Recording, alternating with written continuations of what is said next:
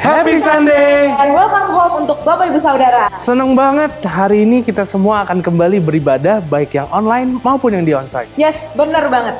Tapi ngomong-ngomong, nggak berasa ya, sekarang kita udah kembali lagi ngerasain suasana Natal. Yap, dan yang pastinya semua usia pasti merayakan Natal. Nah, untuk teman-teman yang masih muda nih, tanggal 14 Desember 2021 jam 7 malam akan ada Natal bareng dengan Opa Niko dengan tema Sefrekuensi dengan Opa Niko. Acaranya diadakan secara hybrid Zoom, untuk onsite akan diadakan di GB Bintaro House.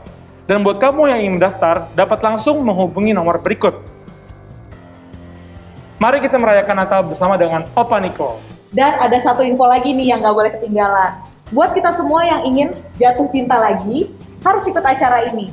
Ibadah ini akan diadakan secara onsite tanggal 18 Desember pukul 9 pagi dengan pembicara Pastor Benny Gunawan. Untuk pendaftarannya bisa langsung scan barcode yang udah tertera di layar atau bisa hubungi call center GBI Bintaro House dengan nomor berikut.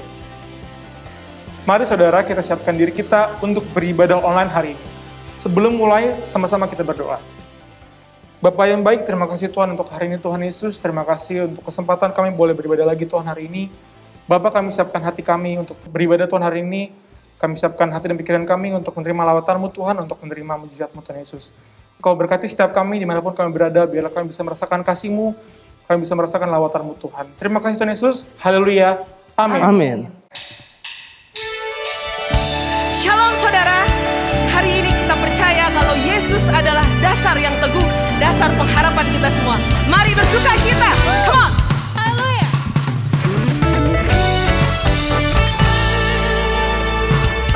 Yesus, kau dasar yang teguh, amanku bersamamu. Yesus, kau dasar yang teguh, ku percaya akan firman-Mu. Ku percaya akan firman. Yes, Yesus, kau dasar yang teguh.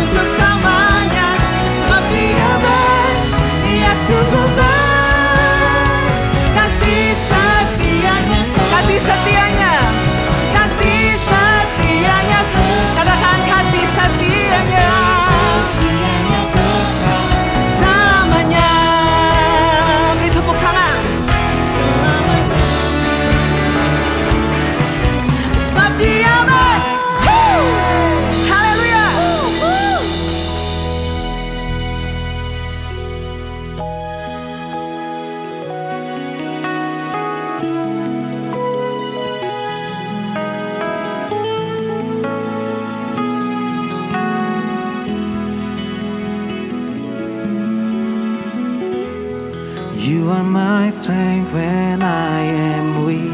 You are the treasure that I see. You are my all in all. Seeking you as a precious jewel, who to give up, I'd be a fool. You are my all in all.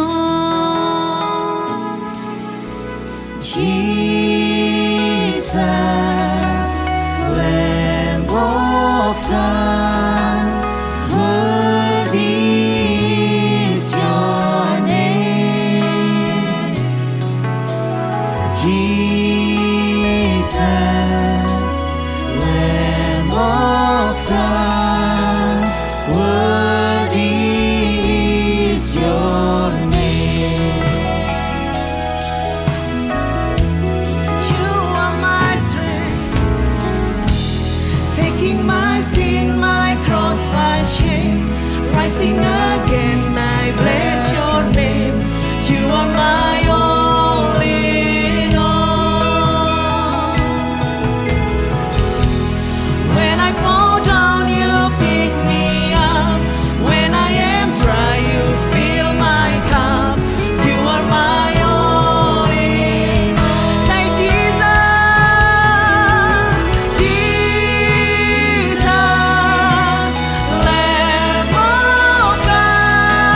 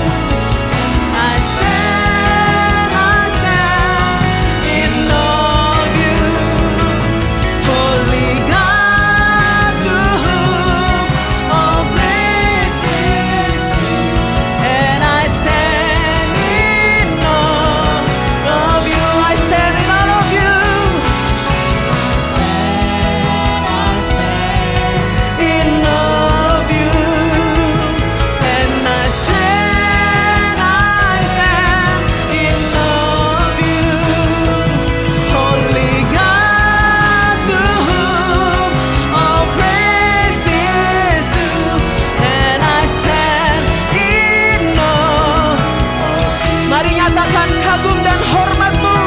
Katakan ku kagum. Ku kagum hormat akan Engkau. Ku kagum hormat akan Engkau. Allah yang layak dipuji.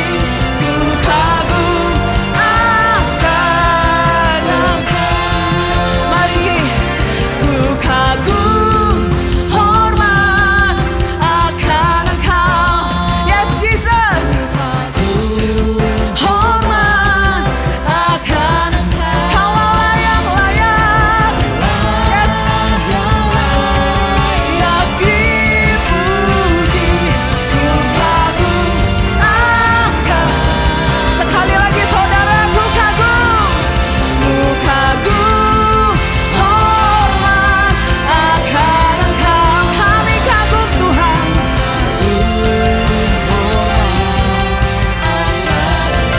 Kau Allah yang layak dipuji. Ku kagum akan Engkau. Nyatakan Kau Allah yang layak dipuji. Ku kagum akan Engkau.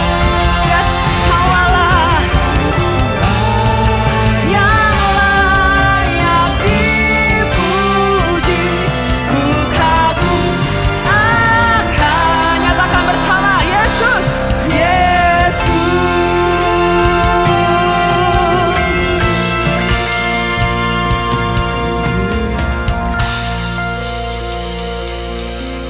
Holy God, to whom all praises due, and I stand in awe of you. And I stand in awe of you. And I stand in awe of you. Holy God, to whom all praise is due. And I stand in awe of you.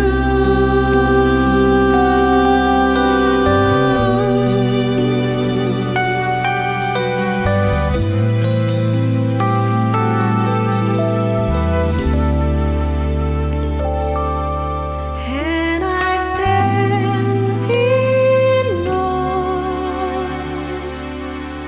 of you.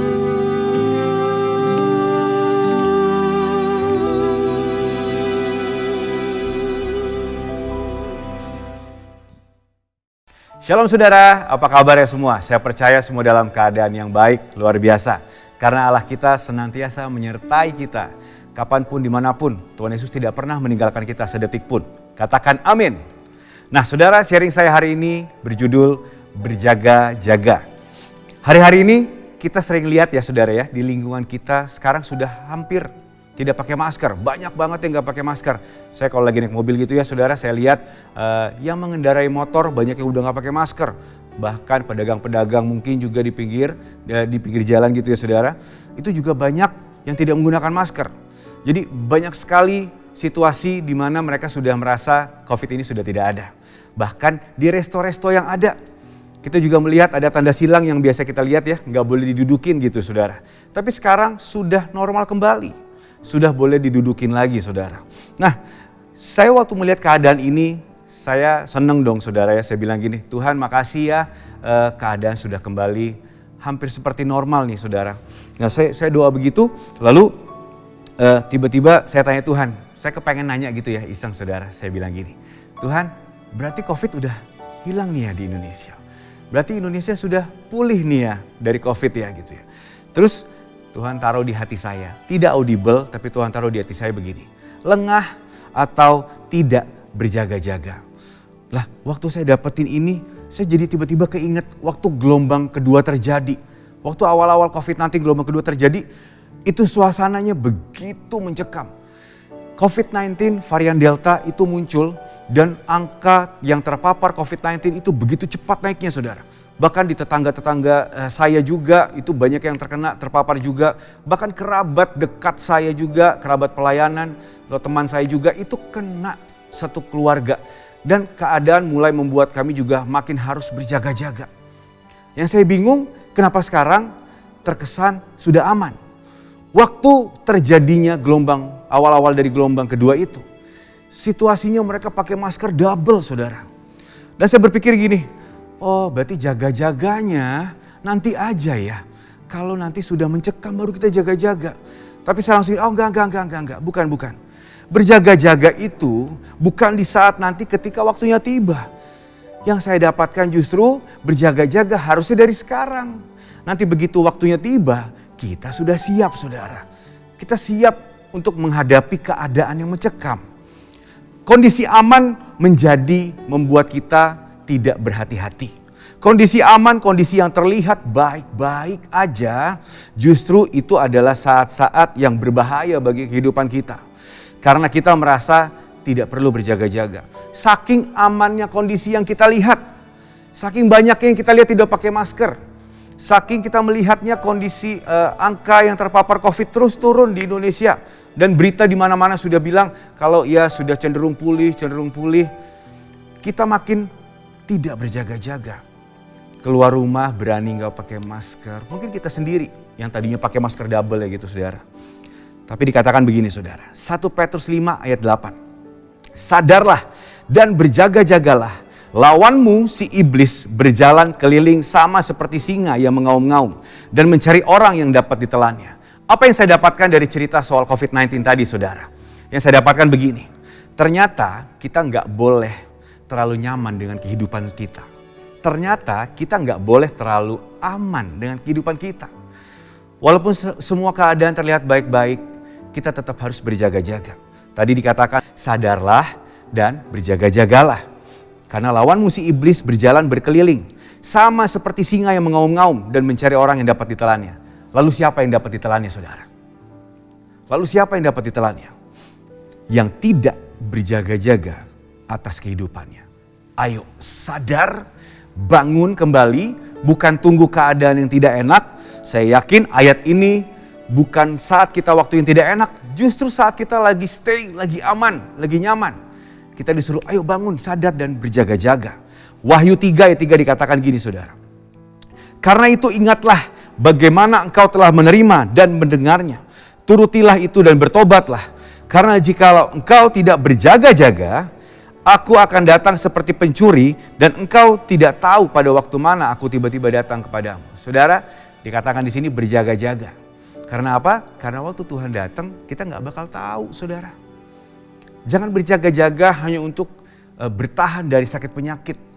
Kita bukan berjaga-jaga dari seorang pencuri. Kita bukan berjaga-jaga dari seorang yang jahat. Saudara, dalam hidup ini kita sedang berjaga-jaga menantikan Yesus datang untuk kedua kalinya. Apa yang harus kita lakukan dengan berjaga-jaga? Apa yang harus kita kerjakan kalau kita hidup berjaga-jaga? Yang pertama, saudara, kita harus membangun hubungan yang murni dengan Tuhan. Seperti saya katakan tadi, kita bukan menantikan atau berjaga-jaga dari pencuri. Kita ini lagi bangun hubungan yang murni dengan Tuhan. Kalau kita berjaga-jaga, artinya kita menjaga hidup kita. Nanti waktu Yesus datang kedua kali, kita disambut, kita dijemput di awan-awan yang permai sebagai mempelainya. Saudara, berjaga-jaga bukan hanya tentang kejahatan. Bukan hanya tentang menjaga diri kita dari serangan-serangan di luar. Tapi berjaga-jaga untuk hidup kita. Untuk senantiasa bersama-sama dengan Tuhan. Kekal selamanya. Membangun hubungan yang murni dengan Tuhan. Hosea 4 ayat 6 dikatakan begini. Umatku binasa karena tidak mengenal Allah. Karena engkaulah yang menolak pengenalan itu, maka aku menolak engkau menjadi imamku. Dan karena engkau melupakan pengajaran Allahmu, maka aku juga akan melupakan anak-anakmu. Bangun hubungan yang murni dengan Tuhan berarti punya pengenalan secara pribadi. Saya ulangin sekali lagi boleh ya saudara, bangun hubungan yang murni dengan Tuhan, artinya pengenalan secara pribadi kita dengan Tuhan. Waktu saya mengalami titik balik saya di tahun 2010, di mana saya mengikuti sebuah retret youth gitu ya saudara.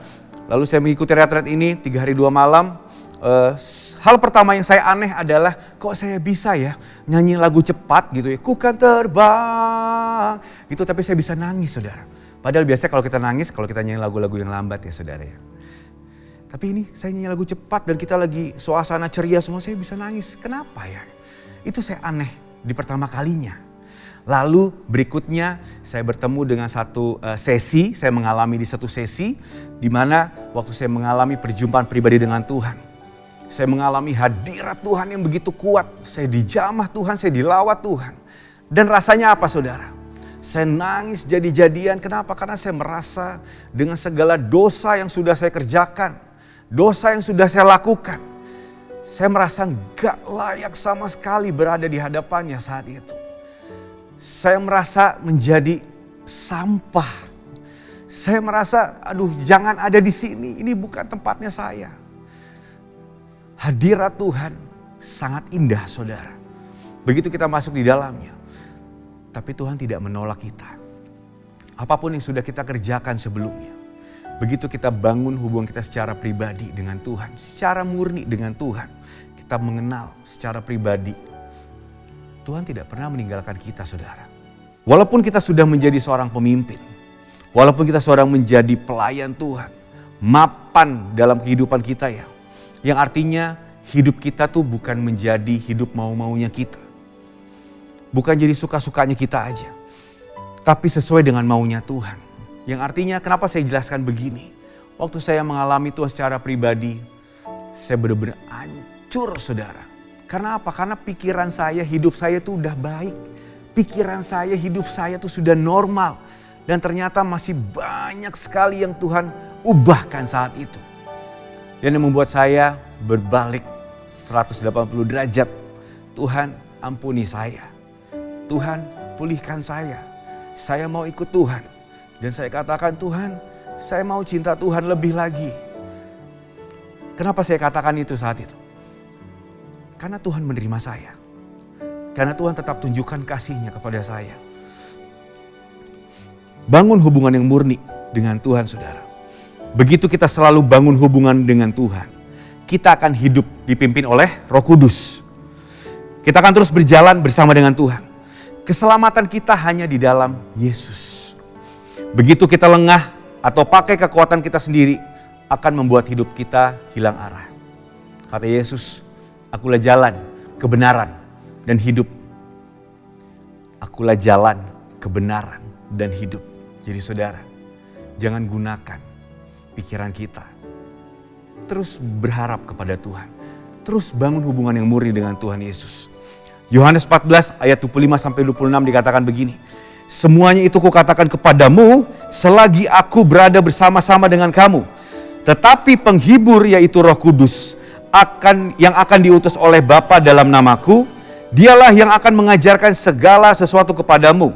Dan akan mengingatkan kamu akan semua yang telah kukatakan kepadamu. Roh Kudus yang akan mengajar dan mengingatkan. Dalam pertobatan juga waktu saya mengalami Tuhan secara pribadi dan memutuskan ikut Tuhan gitu saudara. Sampai dengan sekarang bukan berarti hal yang mudah. Bukan berarti hal yang gampang saudara. Tidak gampang sama sekali saudara. Dalam pertobatan kita juga harus tetap berjuang untuk bangun hubungan yang murni dengan Tuhan. Kenapa? Karena Tuhan melihat hati.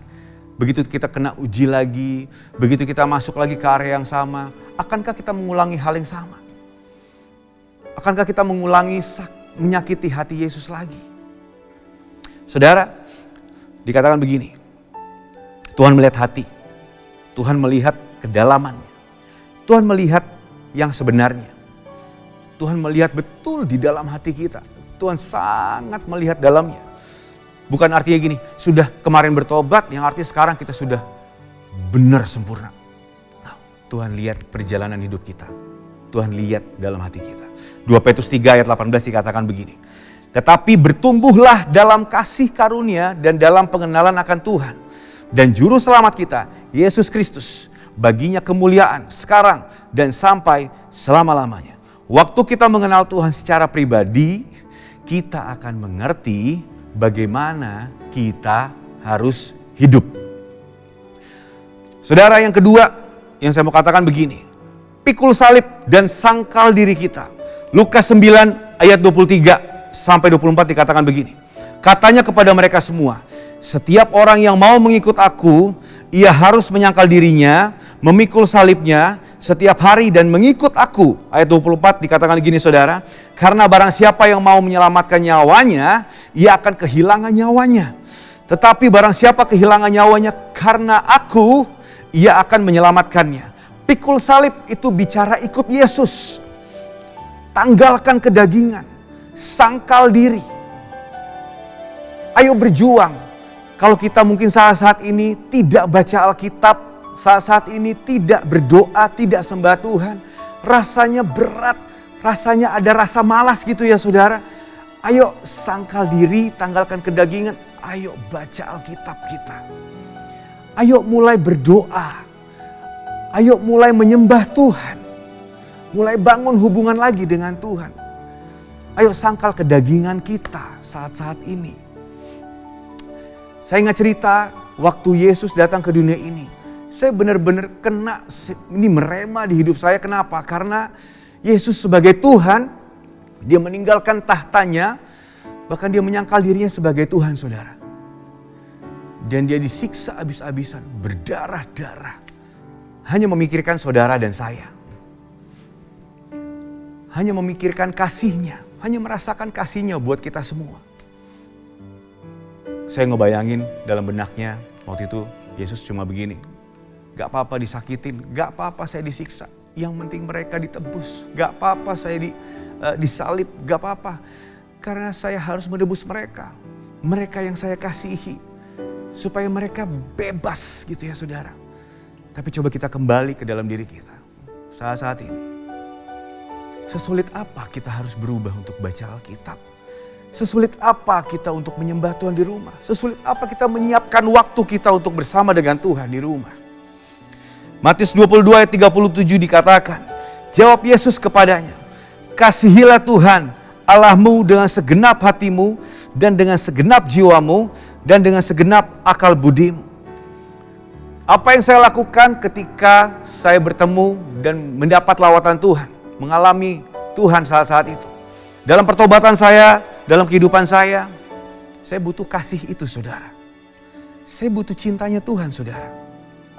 Waktu saya melangkah dalam kehidupan saya, yang saya bilang tadi tidak mudah. Saya butuh rasa kasih itu. Kalau nggak punya rasa kasih itu, saya nggak bisa melangkah saudara. Bahkan Roh Kudus pun mengingatkan, saya nggak mungkin dengar. Waktu Roh Kudus ingetin saya, jangan begini, jangan dosa, mungkin saya nggak akan dengar. Karena saya nggak punya kasih itu. Jadi ayo saudara, hari-hari ini mulai baca Alkitab lagi. Ayo saudara berjaga-jaga dalam kehidupanmu. Alkitab tuh mungkin saya katakan sebagai amunisi saya ya saudara. Amunisi. Kasarannya saya lagi bawa senjata nih. Tapi kalau saya nggak baca Alkitab, kalau saya nggak bangun hubungan yang murni dengan Tuhan, kalau saya nggak mau jaga hidup kudus dengan Tuhan, rasanya tuh senjata yang saya bawa tuh nggak ada pelurunya saudara. Mari terus bangun hubungan yang murni dengan Tuhan. Ayo tanggalkan kedagingan. Salah satu bentuk kita mau bangun hubungan kita dengan Tuhan adalah kita melawan kedagingan kita.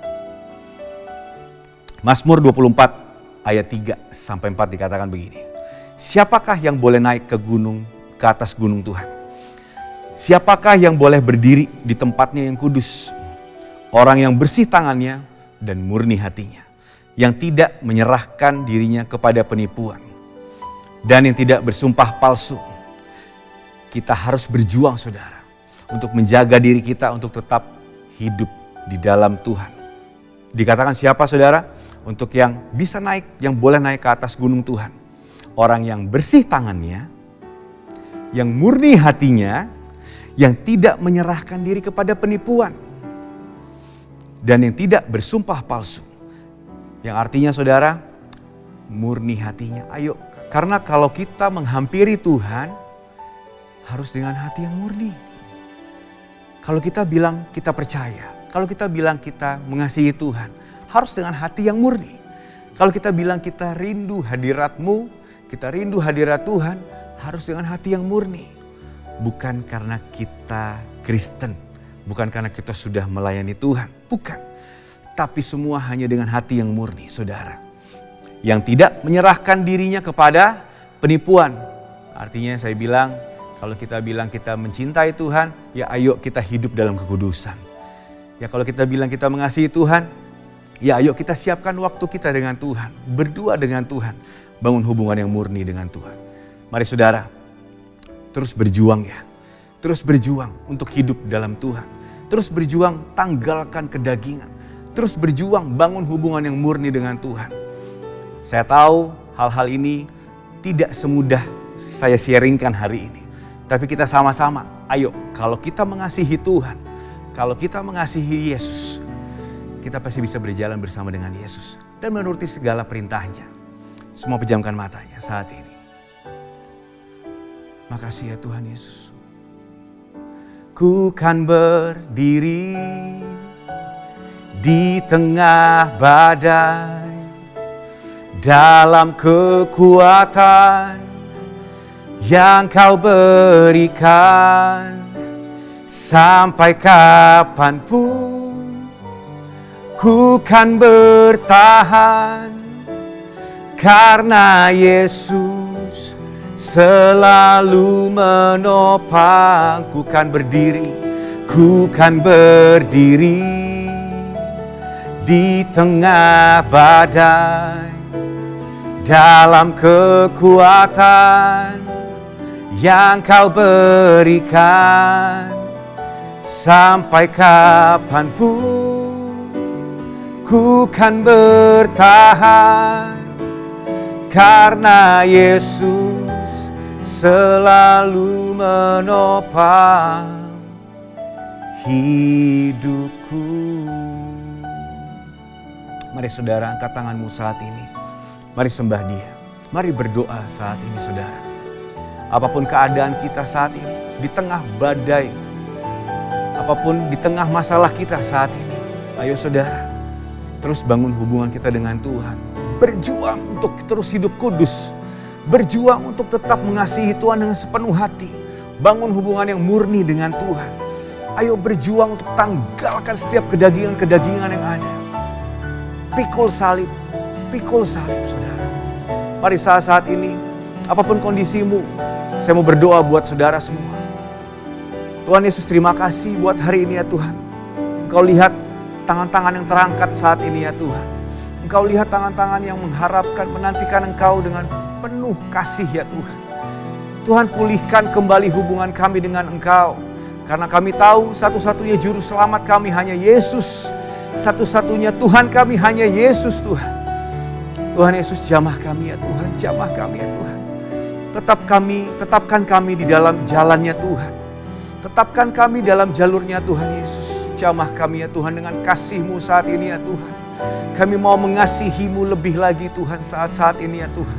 Apapun kondisinya ya Tuhan Yesus. Apapun kondisinya ya Tuhan. Tuhan, biarkan kami menjadi anak-anak-Mu yang penuh kasih. Terus bertahan di tengah badai. Dan tetap menjaga diri kami hidup dalam kekudusan. Semuanya untuk menyenangkan hatinya Tuhan. Semuanya untuk menyenangkan hati-Mu Tuhan.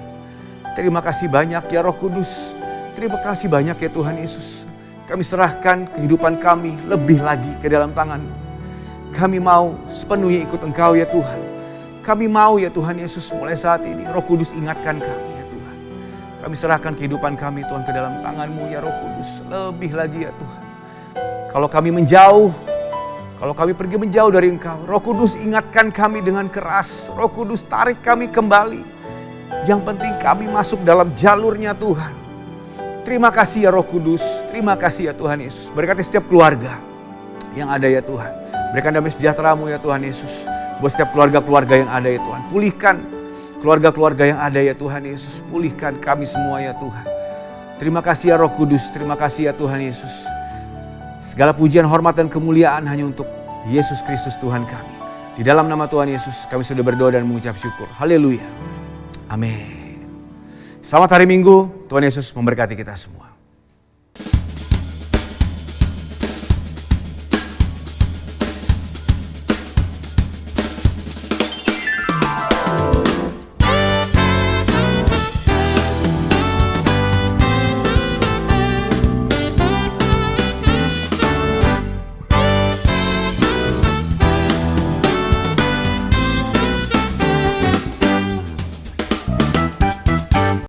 Mazmur 91. Dalam lindungan Allah. Orang yang duduk dalam lindungan yang maha tinggi dan bermalam dalam naungan yang maha kuasa akan berkata kepada Tuhan, tempat perlindunganku dan kubu pertahananku, Allahku yang kupercayai.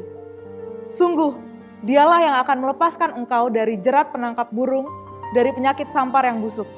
Dengan kepaknya ia akan menudungi engkau, di bawah sayapnya engkau akan berlindung. Kesetiaannya ialah perisai dan pagar tembok. Engkau tak usah takut terhadap kedahsyatan malam, terhadap panah yang terbang di waktu siang, terhadap penyakit sampar yang berjalan di dalam gelap, terhadap penyakit menular yang mengamuk di waktu petang. Walau 1.000 orang rebah di sisimu dan 10.000 di sebelah kananmu, tetapi itu tidak akan menimpamu. Engkau hanya menontonnya dengan matamu sendiri dan melihat pembalasan terhadap orang-orang fasik. Sebab Tuhan ialah tempat perlindunganmu, yang maha tinggi telah kau buat tempat perteduhanmu. Malapetaka tidak akan menimpa kamu, dan tulah tidak akan mendekat pada kemahmu. Sebab malaikat-malaikatnya akan diperintahkannya kepadamu untuk menjaga engkau di segala jalanmu. Mereka akan menatang engkau di atas tangannya, supaya kakimu jangan terantuk pada batu. Singa dan ular tedung akan kau langkahi, engkau akan menginjak anak singa dan ular naga. Sungguh, hatinya melekat kepadaku, maka aku akan meluputkannya, aku akan membentenginya, sebab ia mengenal namaku. Bila ia berseru kepadaku, aku akan menjawab. Aku akan menyertai dia dalam kesesakan, aku akan meluputkannya dan memuliakannya. Dengan panjang umur akan kukenyangkan dia, dan akan kuperlihatkan keselamatan yang daripadaku. Happy Sunday semua! Dalam edisi Voice of Pentecost kali ini, kita akan membahas mengenai paradigma kekudusan bagi generasi yang menyelesaikan amanat agung. Menjaga kekudusan kadang-kadang dianggap sebagai hal yang kuno, bahkan membebani. Benarkah demikian? Apa arti kekudusan yang sesungguhnya? Kekudusan adalah karakter dari Allah yang paling menonjol yang memiliki makna keterpisahan. Salah satu contoh ketika Adam dan Hawa sebagai manusia pertama jatuh di dalam dosa. Mereka harus keluar dari Taman Eden. Hal ini menunjukkan bahwa Allah yang kudus harus terpisah dari manusia yang tidak kudus. Dan juga terpisah dari segala sesuatu yang bertentangan dengan keseluruhan karakter Allah itu sendiri. Akan tetapi kekudusan Tuhan bukanlah hanya kekudusan yang memisahkan dan menghakimi segala yang tidak kudus, melainkan juga menjangkau manusia yang berdosa dan memberikan pengudusan bagi mereka. Maka dengan itu ada 3 paradigma kekudusan. Yang pertama, kekudusan itu indah dan didambakan. Kita dapat melihat bahwa seluruh ciptaannya sungguh sangat baik, dan kata baik juga mencangkup segala pengertian seperti keindahan dan kedambaan. Dalam Mazmur 96 ayat 9 dikatakan, sujudlah menyembah kepada Tuhan dengan berhiaskan kekudusan. Kata berhiaskan kekudusan menunjukkan bahwa kekudusan adalah hal yang mulia dan indah di hadapan Allah. Kita sebagai manusia baru di dalam Kristus sudah seharusnya memandang semua hal yang berasal dari Tuhan adalah hal-hal yang kudus, hal yang baik, indah, menyenangkan, dan didambakan. Pola pikir bahwa hal-hal yang tidak kudus membawa kenikmatan seharusnya kita tanggalkan. Sebagai insan Pentakosta yang hidup bergantung kepada Roh Kudus setiap saat, sudah selayaknya kita mengalami kemenangan dari kedagingan. Yang kedua, kekudusan itu menular dan menyebar. Paradigma yang baru tentang kekudusan juga dinyatakan dalam kehidupan dan pelayanan Yesus. Dalam pelayanannya, Yesus sering digambarkan berada bersama dengan orang-orang yang najis menurut Taurat. Dalam Lukas 5 ayat 12-14 dikisahkan bagaimana Yesus berjumpa dengan seorang yang penuh kusta. Orang tersebut meminta kepada Yesus untuk menahirkannya, yang kemudian diresponi oleh Yesus dengan menjamahnya dan berkata, "Jadilah engkau tahir." Dan Alkitab mencatat bahwa orang tersebut menjadi tahir. Ketika Yesus menjamah orang yang sakit kusta yang najis menurut Taurat, Yesus tidaklah menjadi najis. Namun sebaliknya, kekudusan Yesus terimpartasi kepada orang yang sakit kusta itu dan mentahirkannya. Hal ini selayaknya memberikan paradigma baru dalam kita memandang kekudusan, yaitu kekudusan itu menular dan menyebar. Yang ketiga, kekudusan menjangkau banyak orang. Dengan pengurapan Roh Kudus, maka sudah seharusnya kita menjangkau orang lain dan menularkan kekudusan tersebut. Kekudusan bukan lagi hanya sekedar yang penting saya sendiri yang kudus. Dalam Imamat 19 ayat 2, pertama-tama Tuhan berkata, "Kuduslah kamu sebab aku Tuhan Allahmu kudus." Setelah itu mulai dari ayat 3 dan seterusnya, Tuhan memberikan serangkaian perintah kepada umat Israel untuk melakukan perintah seperti menghormati ayah dan ibu ataupun bertindak jujur. Hal-hal yang diminta Tuhan ini menunjukkan bahwa kekudusan bukan berdampak hanya untuk diri sendiri, tetapi juga berdampak secara horizontal, yaitu kekudusan menjangkau banyak orang. Terkait hal ini, gereja kita yang ada di Bandung memiliki kisah yang unik dalam perjalanan sejarahnya. Pada waktu itu tahun 1992, tidak ada lagi gedung pertemuan umum yang bersedia untuk menyewakan tempatnya secara permanen. Namun tiba-tiba ada satu tempat yang bersedia menyewakan tempatnya untuk ibadah dan dikontrak untuk waktu yang cukup lama. Tempat tersebut adalah Gedung Paramount yang adalah sebuah nightclub. Pada saat itu gembala sidang kita dihadapkan dengan keputusan yang sulit. Beliau pun teringat bahwa pada waktu sebelumnya dalam KKR di Batam, hal serupa juga terjadi. Pada waktu itu tidak ada tempat untuk melaksanakan KKR kecuali sebuah tempat karaoke. Akhirnya KKR tetap dilaksanakan di tempat karaoke tersebut disertai lawatan Tuhan yang luar biasa. Karena hadirat Tuhan tidak dibatasi oleh tempat atau apapun juga. Pada akhirnya gembala sidang kita menyetujui penggunaan Gedung Paramount untuk menjadi tempat ibadah minggu.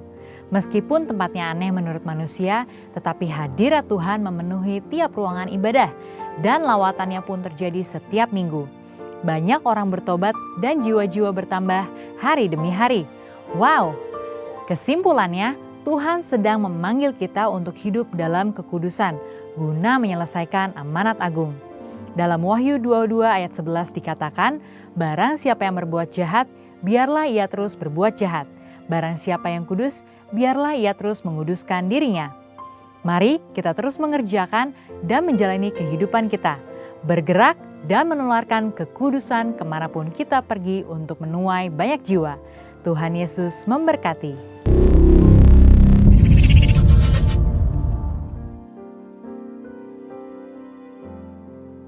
Mari kita deklarasikan apa yang dimaksud dengan Pentakosta ketiga. 1. Pentakosta ketiga adalah pencurahan Roh Kudus yang dahsyat di zaman ini melebihi yang terjadi di Azusa Street. 2. Pentakosta ketiga akan mengakibatkan penuaian jiwa yang terbesar dan yang terakhir sebelum Tuhan Yesus datang kembali.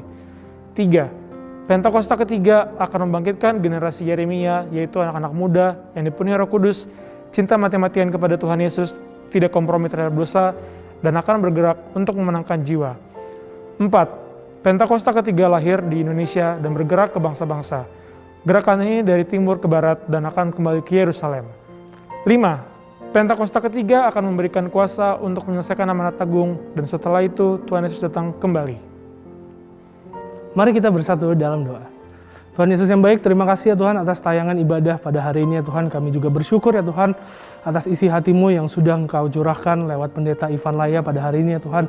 Tuhan, biarlah apa yang sudah disampaikan itu dapat menjadi rema di dalam hidup kami ya Tuhan. Tuhan, kami juga ingin berdoa bagi para pemimpin kami Tuhan, gembala sidang kami, Bapak Pendeta, Dr. Insinyur Niko Nyotro Harjo, dan keempat wakilnya juga ya Tuhan. Kami juga ingin mendukung doa untuk Gembala GBI Bintaro House, Bapak Pendeta Beni Gunawan dalam pelayanannya. Biarlah Engkau yang berkati, biarlah visi misi yang daripada-Mu aja turun bagi mereka Tuhan. Engkau yang selalu berjalan bersama mereka Tuhan, Engkau yang selalu ada buat mereka ya Tuhan dalam memimpin gereja kami ya Tuhan. Tuhan, kami juga ingin berdoa bagi Indonesia ya Tuhan. Tuhan, Engkau yang lawat Indonesia ya Tuhan. Biarlah Engkau yang sembuhkan Indonesia dari segala penyakit ya Tuhan. Engkau selesaikan semua masalah yang ada di Indonesia ya Tuhan. Tuhan, kami juga ingin berdoa bagi para jemaat-Mu yang udah menonton tayangan ibadah hari ini ya Tuhan. Tuhan, biarlah Engkau yang berkati pekerjaan mereka, karir mereka, bisnis mereka, studi mereka dalam 1 minggu ke depan ya Tuhan. Biarlah Engkau yang selalu pelihara, Engkau yang selalu jalan bareng mereka ya Tuhan. Terima kasih ya Tuhan Yesus. Sebelum kami mengakhiri tayangan ibadah hari ini Tuhan, kami rindu untuk menerima berkat yang daripada-Mu. Mari angkat tangan saudara, terimalah berkat Tuhan. Kasih karunia yang berlimpah-limpah daripada Allah Bapa dalam Anak yang tunggal Yesus Kristus. Persekutuan yang manis dengan Roh Kudus menyertai sekalian mulai hari ini sampai Tuhan Yesus datang menjemput kita di awan-awan dan bahkan sampai selama-lamanya. Yang percaya bersama-sama katakan, amin. Tuhan Yesus berkati saudara.